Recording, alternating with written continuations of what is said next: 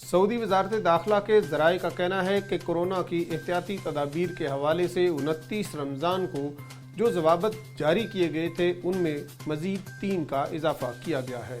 Saudi खबर रसां agency के मुताबिक नई पाबंदियाँ तजारती इदारों, माल्स और तकरीबात के हवाले से आयद की गई हैं।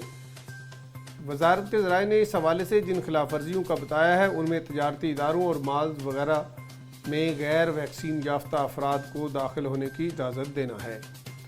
दूसरी खिलाफ वर्जी तजारती माल्स जिनकी ज़्यादा से ज़्यादा गुंजाइश 100 अफराद की है, वहाँ गैदरिंग परमिट को इस्तेमाल न करते हुए गुंजाइश से ज़्यादा अफराद को अंदर जाने की इजाज़त देना। जबकि तीसरी खिलाफ वर्जी किसी भी तजारती इदारे में मुकर्ररा हद से ज़्यादा अफराद का बैक वक्त मौजूद होना शामिल है। इन खिलाफ वर्जियों के हवाले से मुकर्ररा सज़ा में तब्दीली भी की गई है। मुतलका इदारे के इंस्पेक्टर की रिपोर्ट पर फैसला किया जाएगा, जिसके तहत खिलाफ वर्जी के मुर्तकिब इदारे को 6 माह तक के लिए सील किया जा सकता है। सऊदी वजारत दाखिला ने इस अमर पर जोर दिया है कि कोरोना SOPs पर सख्ती से अमल दरामद किया जाए ताकि कोरोना से महफूज रहा जा सके।